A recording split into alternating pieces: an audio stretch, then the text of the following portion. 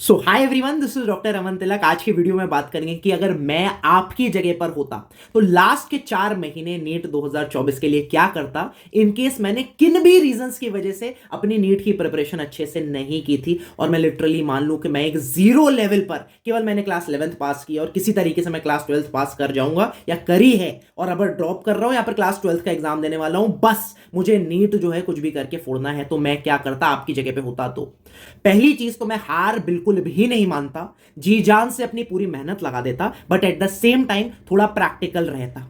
AIIMS Delhi जैसे colleges का मैं ख्वाब थोड़ा सा भूल जाता, क्योंकि मुझे भी आइडिया है जहां आज की डेट में मेरे 300 या 400 नंबर नहीं आ रहे, 710 के ऊपर नंबर लाने पड़ते हैं एम्स दिल्ली में पढ़ने के लिए, तो ये मैं दिमाग से हटा देता। But at the same time मैं टारगेट ये जरूर रखता कि एक डिसेंट गवर्नमेंट मेडिकल कॉलेज मुझे मिल जाए। थोड़ा सा मैं और एम्बिशियस होता तो अपने स्टेट का शायद से टॉप लेवल मेडिकल कॉलेज में एम करने का सोच सकता था, बट मैं प्रैक्टिकल रहता। अब मैं फर्स्ट मंथ में क्या करता, पहले महीने में केवल और केवल मैं एक चीज करता, bio class 11th and 12th की वर्ड बाय वर्ड मैं पढ़ जाता। केवल ये नहीं पढ़ाई करता, मैं उनके जो डायग्राम्स हैं, उनके जो टेबल्स हैं, सारी चीजें अच्छे से पढ़ाई करता और मैं थोड़ा सा जो है स्मार्ट वर्क करता। माय डियर फ्रेंड्स, सेम चीज मैंने की थी अपनी, जब मैंने पीजी की प्रिपरेशन की थी। एक वीडियो भी बहुत बड़ा सा बना के रखा हुआ है, बहुत लोगों को बहुत हेल्प हुई। बहुत कम टाइम में मैंने अच्छा खासा जो है स्कोर किया, टॉप 500 रैंक लेके आया मैं पीजी के एग्जामिनेशन में। एंड सेम चीज जो है मैं अगर आपकी पोजीशन पर होता तो करता, थोड़ा सा स्मार्ट वर्क करता। क्या करता, मुझे पता है कि एग्जामिनर जो है जो प्रीवियस ईयर्स में क्वेश्चंस बने हुए हैं, हाँ एज सच उतने रिपीट नहीं होते, लेकिन वो जो टॉपिक्स हैं वो 100% रिपीट होते हैं। अगर एनसीईआरटी में किसी लाइन से क्वेश्चन आया हुआ है प्रीवियस ईयर में, तो बहुत ज्यादा चांस है कि आगे भी उसकी आसपास की लाइन से क्वेश्चन ज्यादा आएंगे। सो मैं अपनी जो पीवाईक्यू है अंडरलाइन कर लेता अपनी एनसीईआरटी के अंदर ही। और गुड थिंग इज कि आप सबके लिए इस Christmas as well as new year के, आप कह लो एक फेस्टिव सीजन चल रहा है, आप सबके लिए आप इसको गिफ्ट की तरह ले लो। नीट एसेंशियल ऐप पर केवल बायो नहीं, फिजिक्स केमिस्ट्री बायो तीनों की पीवाईक्यू मार्क्ड एनसीईआरटी पिछले 25 साल में जितने भी एम्स नीट एआईपीएमटी जो भी क्वेश्चंस हुए हैं, उनको एनसीईआरटी के अंदर अंडरलाइन कर दिया पिंक कलर से, तीनों सब्जेक्ट्स के लिए फ्री ऑफ कॉस्ट आप सबके लिए अवेलेबल है। अगर आप एनसीईआरटी अभ्यास बैच स्टूडेंट हो तो आपको उन लाइंस पर आप क्लिक करके जो है वो क्वेश्चन प्रैक्टिस भी कर सकते हो, but that is an additional thing. आज की डेट में आप अपनी एनसीईआरटी में as such free without paying anything app download कर लो, और ये मैं तुम्हें प्रॉमिस कर दे रहा हूं नीट तक ये फ्री है, तुम्हें चिंता करने वाली बात नहीं है। वो लाइंस जो पिंक कलर से उसमें हाईलाइटेड है वो एज सच अपनी एनसीईआरटी में अंडरलाइन कर लो। अब इस एक महीने में स्टडी स्लॉट नंबर 1 के लिए मैं क्या कर रहा होता, एक चीज कर रहा होता, एनसीईआरटी बायो की पढ़ रहा होता क्लास 11 12th की। बट वेट, मैं इन पीवाईक्यू जो अंडरलाइंस थे जो मैंने नीट प्रेप एसेंशियल ऐप से अंडरलाइन कर ली, इसके आजू बाजू की लाइंस जो हैं वो और अच्छे से एनसीईआरटी में पढ़ रहा होता। और वेट, मैं डेली के डेली जितने भी पेजेस क्वेश्चन जो मैं प्रैक्टिस कर रहा होता वो अभ्यास बैच से कर लेता। जितने भी मैं पेजेस पढ़ रहा हूं using the page filter, description में सब कुछ आपको वीडियोस मिल जाएगा, पीवाईक्यू मार्क्ड एनसीईआरटी कैसे यूज करनी है, अभ्यास बैच कैसे यूज करना है, देख लेना, बहुत बेनिफिट होने वाला है ना। पहले मंथ मेरा चला गया, अब मुझे आइडिया लग गया कि 720 के पेपर में 360 नंबर में से मेरी 320 330 नंबर की प्रिपरेशन तो हो ही गई है। मेरे को कॉन्फिडेंस आ जाएगा। आगे मैं क्या करूंगा, इंटीग्रेटेड स्टडीज करूंगा starting from month 2। Integrated studies का क्या मतलब, अब मैं फिजिक्स और केमिस्ट्री भी इंटीग्रेट करने वाला हूं बायो के साथ, जो कि मुझे रिवाइज तो करते ही चलना है। एनसीईआरटी बायो जो मैंने पढ़ रखी थी पहले महीने में, उसको मैं रिवाइज तो करते ही चलूंगा, और जो मैंने बुकमार्क कर लिए थे अभ्यास बैच के क्वेश्चंस, उसको भी मैं रिवाइज करता चलूंगा। बट साथ में मैं फिजिक्स और केमिस्ट्री स्टार्ट करूंगा। कहां से स्टार्ट करूंगा, मॉडर्न फिजिक्स आसान होती है वहां से स्टार्ट करूंगा। इनऑर्गेनिक केमिस्ट्री बायो जैसी होती है, याद करना होता है, वहां से स्टार्ट करूंगा। हाई यील्डिंग भी होती है, और आप क्वेश्चन भी 15-20 सेकंड में उसको सही करके आओगे। एक क्वेश्चन आपका 15-20 सेकंड लगेगा वर्सेस आपका एक कैलकुलेटिव क्वेश्चन यहाँ पर 2 मिनट लग रहा होगा। इसके बाद मैं क्या करता, ऑर्गेनिक केमिस्ट्री की तरफ बढ़ता, और लास्ट में फिजिक्स और फिजिकल केमिस्ट्री वाले जो टॉपिक्स हैं थोड़े से मुश्किल वाले, वहां पर बढ़ता।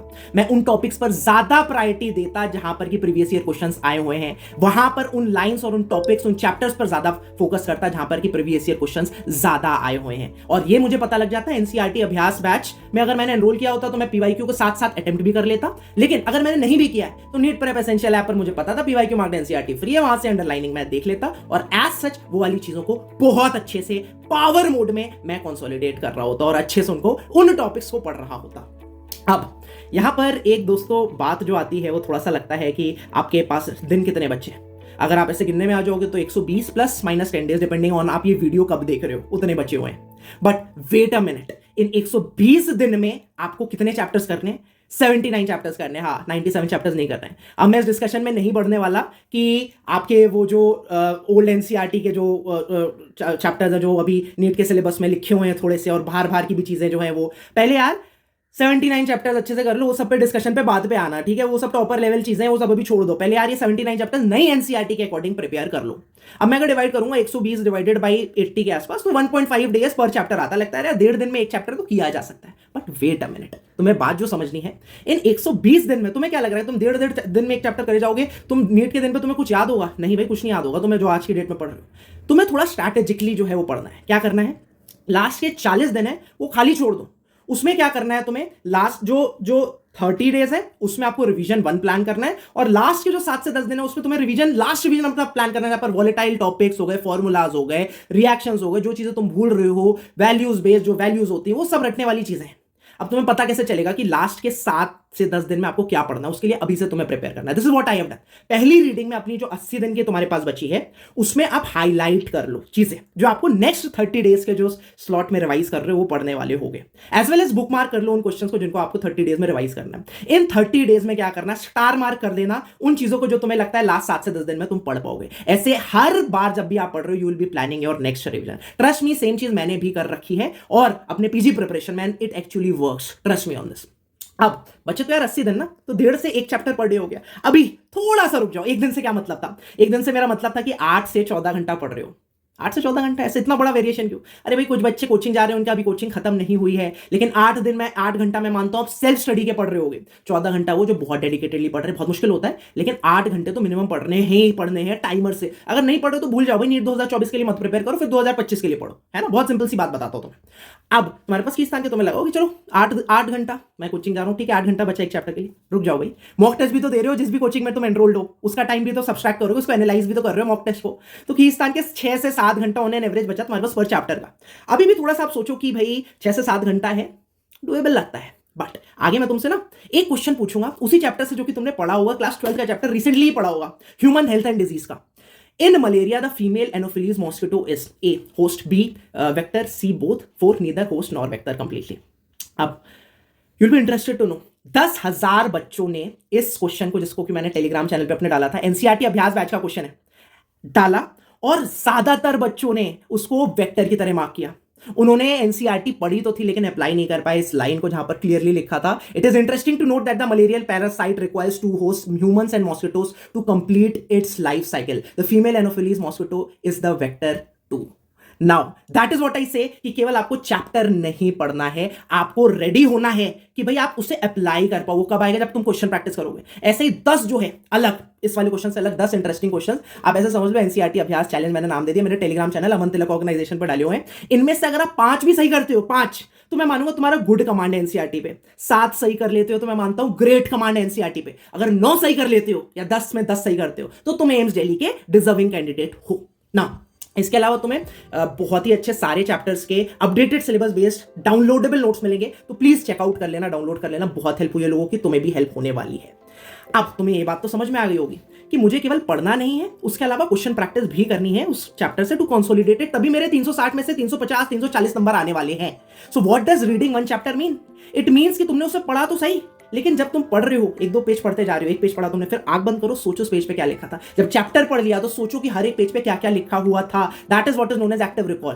अगर तुम्हें 6 से 7 घंटे एक चैप्टर के लिए अलॉटेड थे तो 4 घंटे में तुमने रीड और एक्टिव रिकॉल कर लिया। अब तुम्हें थोड़ा सा एक चीज तुम पहले से भी कर सकते हो इस पढ़ने से पहले, कि आपने पीवाईक्यू के जो टॉपिक्स थे वो हाईलाइट कर लिए अपनी ही एनसीईआरटी में। अगर आप ट्रेडिशनल मैनर में जाते और तुम मतलब प्रीवियस क्वेश्चंस उठा के वो टॉपिक्स लिखने लग जाते, चैप्टर वाइज पीवाईक्यूज की बुक्स आती है वहां से लिखने लग जाते, तो मैं 2 घंटा लग जाता है मार्क करने में कि भाई कौन सी एनसीईआरटी में कहां आया हुआ है। We have done that for you in NEET prep essential है, फ्री ऑफ कॉस्ट तुम्हारे लिए अंडरलाइनिंग अवेलेबल है। 15 मिनट में वो जो हाईलाइट्स है पिंक कलर की एनसीईआरटी में, ऐसा अपनी एनसीईआरटी में भी कर लेना, ठीक है। अब जब पढ़ रहे होगे तो उन लाइंस पे ज्यादा फोकस करके पढ़ रहे होगे। उसके बाद तुमने 4 घंटे में रीड और एक्टिव रिकॉल कर दिया। इसके बाद तुमने क्या किया? क्वेश्चन प्रैक्टिस कर ली। किनकी? अभ्यास बैच से क्वेश्चन प्रैक्टिस कर ली। 2 से 3 घंटा क्यों बोल रहा हूं? बिल्कुल एप्ट नंबर ऑफ क्वेश्चन है, 100 से 150 क्वेश्चन पर चैप्टर है। और पीवाईक्यूज जो है वो भी तुम अटेम्प्ट कर सकते हो, अगर अभ्यास बैच में तुम हो एनरोल तो वही पीवाईक्यू मार्क्ड एनसीईआरटी में उन्हीं लाइंस पे क्लिक करके तुम क्वेश्चंस भी अटेम्प्ट कर सकते हो। ये कर लिया and that is done. You are done with that chapter and you are done with the consolidation of that chapter. आ गया, ये ऐप है ऐसा याद देख लेना, यही वाली ऐप है, इसको डाउनलोड कर लेना। आ गया। अगर मैं तुम्हें एक टेक होम मैसेज देना चाहूँ अपने इस कन्वर्सेशन से, तो वो पहला ये देना चाहूँगा कि पढ़ना नहीं, रिवीजन भी इंपॉर्टेंट है। अगर ये पॉसिबल है प्लीज़ ये चीज़ करना। अपना जितना भी तुम्हारे टारगेट्स हैं, तुम्हारे जो गोल्स हैं, टाइम टेबल है, उसको 8-8 दिन में डिवाइड कर दो।